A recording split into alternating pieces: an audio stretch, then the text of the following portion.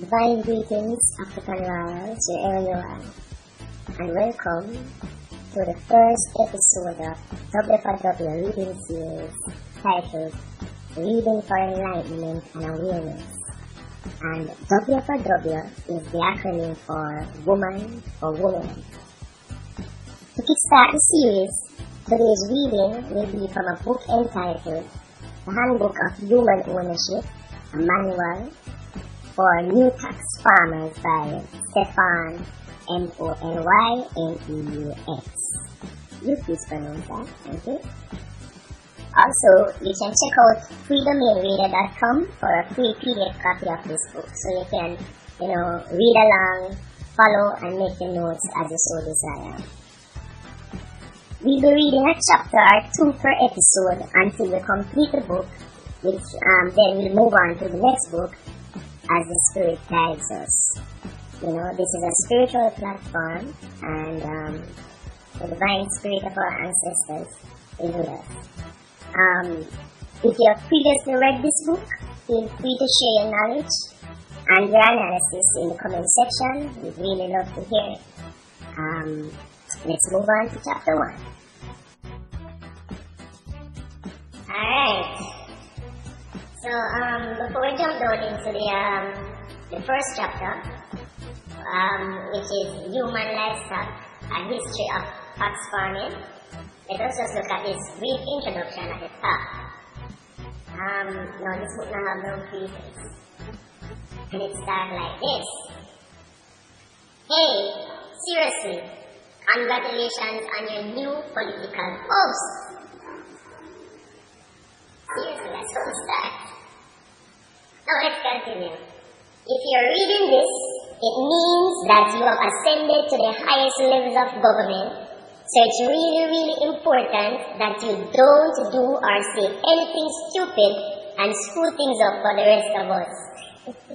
It's more funny. Anyway, the first thing to remember is that you are a figurehead, about as relevant to the direction of the state as a hood ornament is to the direction of a car.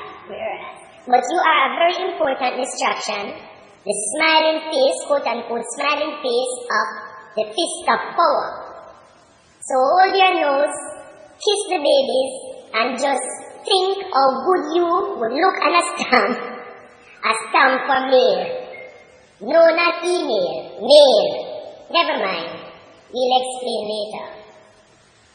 Now before we go into your media responsibilities, you must understand the true history of political power, so you don't accidentally act on the naive idealism you are required to project to the general public. No, sir.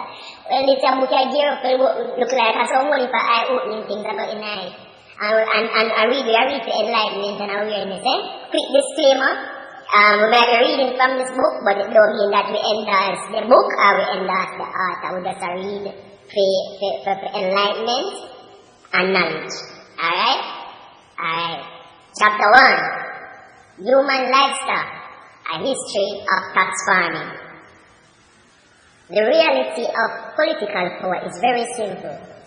Bad farmers own crops and livestock. Good farmers own human beings. This is not nearly as simple as it sounds, hence the need for this manual. The very first thing to remember is that you are a mammal, an animal, and like all animals, you want to maximize consumption while minimizing effort. By far, the most effective way to do this is to take from other people, just as a farmer takes milk and meat from cows. In the dawn of history, this predation occurred in the most base manner through brute cannibalism. While this may have proven effective in the short run, it fell prey to the problem of consuming your seed crop, in that it provided only a few meals, whilst regrowing more human livestock took over a decade, and it was pretty gross. Sometimes, even after you wash your food, it was too smelly to eat. Interesting fact. Deodorant was invented as marinade. That is in brackets. You know, make that true. Somebody can research that, but we're not going to miss it right now. The husbandry of human ownership took a giant leap forward with the invention of slavery, which was a step up from cannibalism because instead of using people as food, it used people to grow food, which was a much more sustainable model, to say the least, and far less smelly. Slavery was an improvement, to be sure, but it limited the growth of the ruling class because it could not solve the problem of motivation. Turns out, if you treat people like a machine, they end up with the motivation of a machine, which is to break, 2 days after the warranty ends. The book is funny. The manual,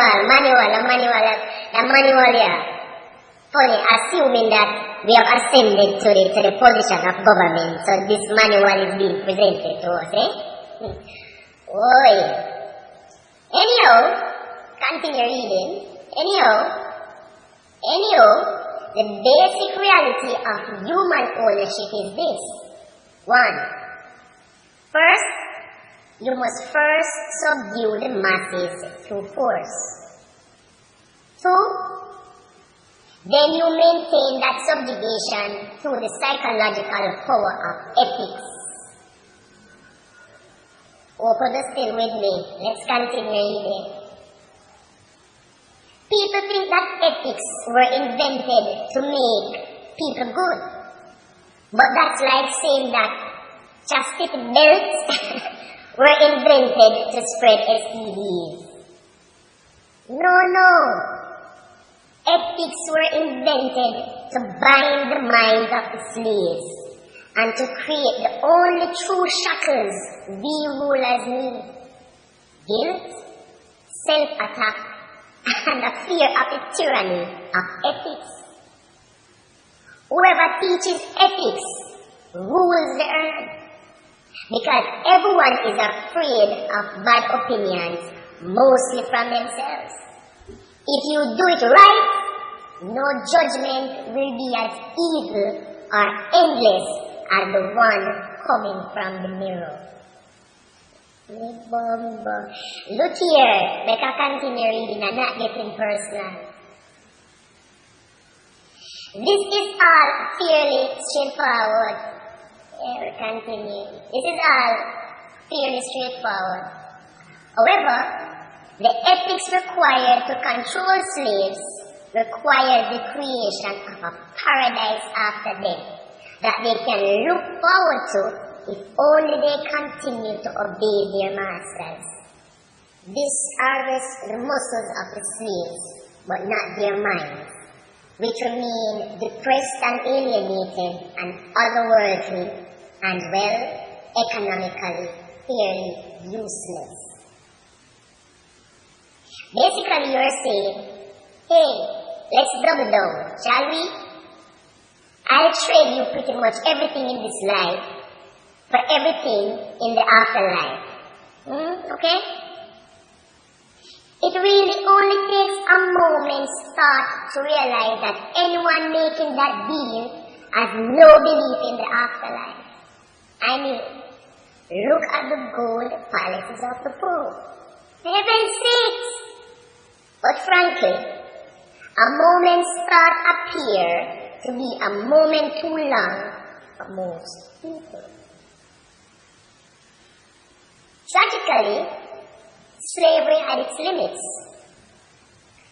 Slaves have to be treated as apes that can be verbally commanded, which provides the ruling classes sophisticated control over their muscles, but permanently breaks the most valuable resource of the human race, their minds. The Roman Empire perfected the slave-owning model, but inevitably ended up creating too many dependent slaves, which triggered the slow economic collapse of the entire system. For more on this, see the section on the current conditions below. I guess we will get to that point eventually. So let's keep going. And I am keeping all my emotions in check and my personal feelings. I am just reading from a base point of absolute spirit, just reading and projecting. After the Dark Ages, when the ruling classes had to suffer the indignity of retreating into the dank attics of the church, the feudal model emerged. The feudal approach improved on the direct slave-owning model by granting the human livestock, quote-unquote serfs, nominal ownership over land, while taking a portion of their productivity through taxes, military conscription, user fees for grinding grain, and so on.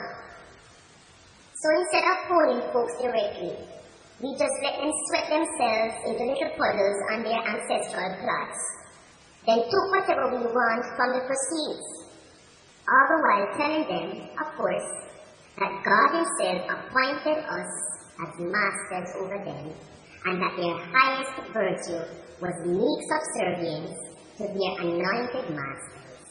Blah, blah. Again, you might be thinking that historically, God seems to have had a very soft spot for the most violent, entitled, and warlike of His flock. And if meek submission was a virtue, why was it not practiced by the rulers, and so on? But don't worry. You need to just put these entirely natural thoughts right out of your head. Because once the people become enslaved, basic reasoning just short circuits in their tiny minds, so that they do not see the cramped horrors of their little lives. Anyway, the evolution of medieval serfdom split society into 4 basic groups. You ready for the 4 basic groups? Here goes. 1, the ruling class, and in bracket they have aristocracy. 2, the church, in bracket they have propaganda. 3, the army, and in bracket they have enforcement. And 4, the serfs, and in bracket that is livestock. Now let's look at the aristocracy. The book are funny, really funny, no? Control it and move on. Anyway, the aristocrats of which you are now a proud member reap the rewards. The church controls the slave through ethics. The army attacked those not subjugated through ethics, and the serfs paid for the whole show. So now in brackets, they have the modern equivalents are the political masters, the media, the police, and the taxpayers. So according to this, the ruling class / aristocracy would be the political leaders, the church / propaganda would be the media, The army/enforcement would be the police, and the serfs/livestock would be the taxpayers. So we continue reading. Since they had partial custodianship of the land, medieval serfs had at least some incentive to optimize their agricultural productivity, and so starting from about the 12th century, significant increases in farm production created the excess food required for the development of cities, the natural home of the ruling classes.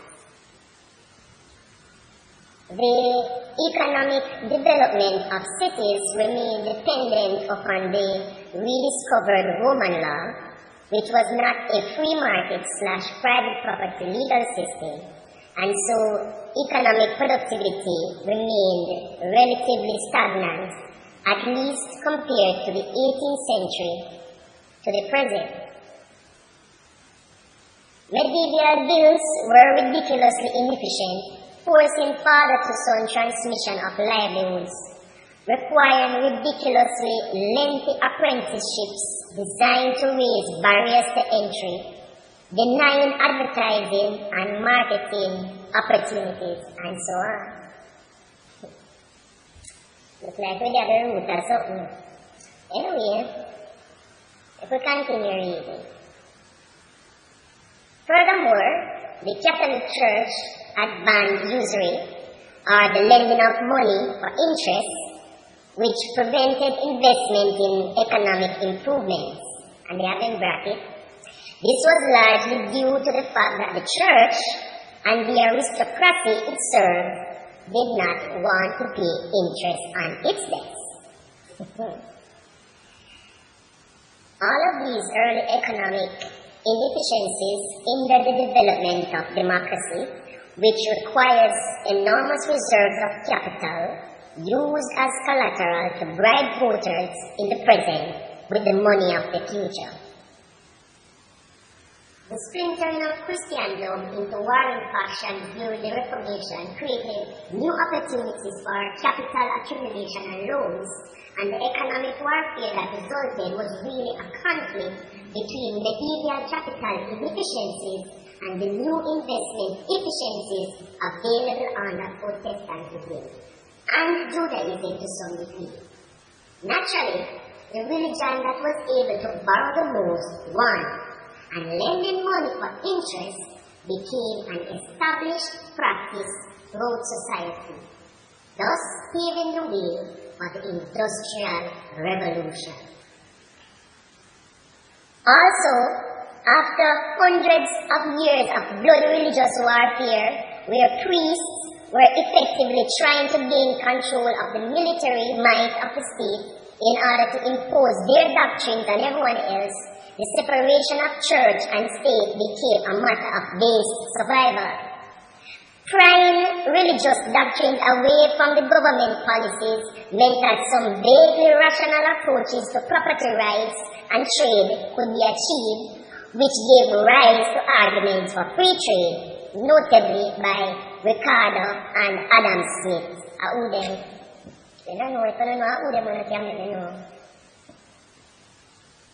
When you stop trading in God, you can start trading in goods, whatever that means. Starting in the 17th century, the agricultural productivity that the cities depended on began to falter. Serf landholdings were willed to sons, which created increasing fragmentation of properties and inevitable inefficiencies in sowing and plowing. The ruling class, eager to remain in the cities rather than go back to the damp and dirty countryside, forced the enclosure movement on the peasants, consolidating landholdings and driving hundreds of thousands of serfs off their ancestral lands.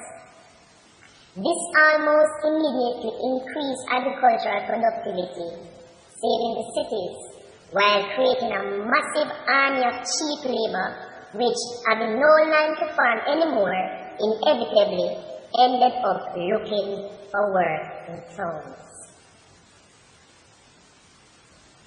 The conditions were thus ripe for the Industrial Revolution. Capital freedom, a mass of cheap labor, some free trade, excess food, and the growing religious skepticism, which resulted from the wonderful advances of the scientific method followed since the 16th century. It was at some point during this period that the greatest leap forward in human ownership came to pass, which was the simple genius of allowing the livestock to choose their own occupations. News for a bit. What a...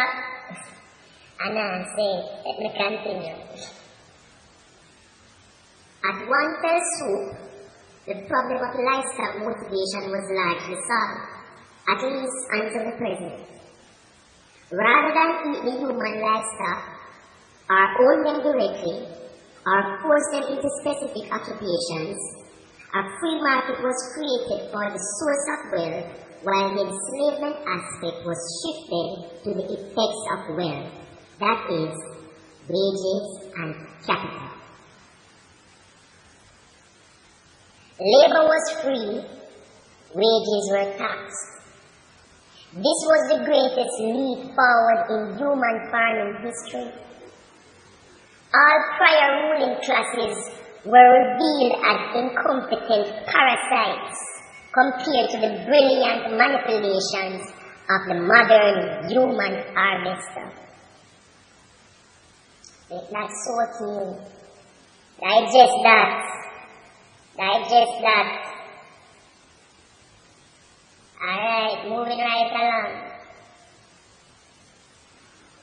The economic predations of the ruling classes still remain, but became largely invisible. Tariffs and duties were buried in the prices paid by consumers who had no comparison prices to see their effects. The softening of the visible whip to a kind of leaching fog gave the livestock the perception of freedom, and they all stampeded to work, to wealth, and to fatten our tables in a way we had never dreamt possible. The trapped entrepreneurial energies of the human herd were thus unleashed for the first time in history, producing a staggering superabundance of wealth and products and services, portions of which were hoovered up to the ruling classes to a degree never before experienced. The benefits were clear. The productivity increase is astounding, but the complication of managing this semi-free horde of human livestock rose exponentially as well. The first and greatest danger was the shift from aristocracy to meritocracy, or the reality that greater wealth could be accumulated through trade and creativity rather than tax pillaging and the control of state violence. This was the same danger faced by the church in the shift from superstition to science.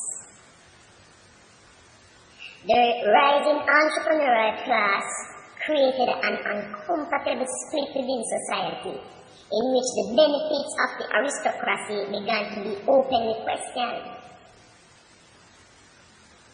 Societies like America were founded without any aristocracy at all, and aristocracies across Europe faced mounting rebellions and sometimes outright extinction.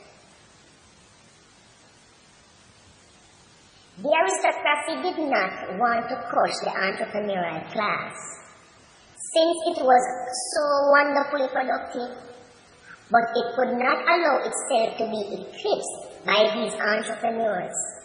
And so another unnamed genius came up with a delightfully playful solution called incorporation. The entrepreneurial classes wanted to maximize their profits, of course, and sometimes this came at the expense of the workers. In the early 19th century, citizens had access to a common law legal system that allowed them to bring suit against their employers for debt, mutilation, pollution, and so on. The capitalists wanted to avoid these legal attacks, of course, but no one wanted to explicitly strip the workers of these rights. Otherwise, they would become aware of their enslavement and would lose their motivation, and we would be right back to the Middle Ages again, which no one wanted at all.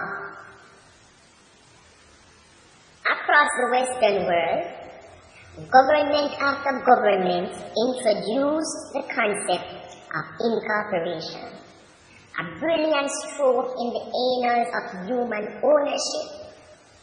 Incorporation created a legal fiction called a corporation, which shielded entrepreneurs, capitalists, managers, and owners from most legal repercussions for their misdeeds and even losses within their business.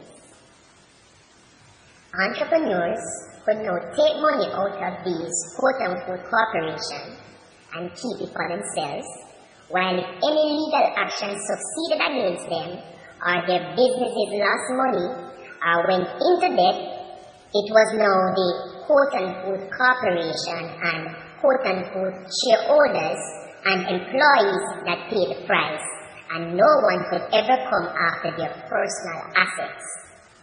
It was like a casino where you kept your winnings and strangers paid your losses.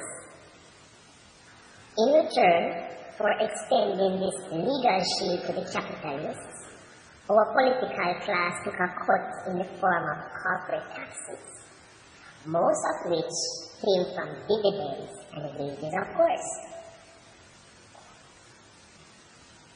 This effectively trapped the entrepreneurs in the service of the scheme, ensuring that they would never seek to eclipse or make redundant the political class, since they were now dependent upon the state power for the maintenance of their legal shield and one-way economic privileges.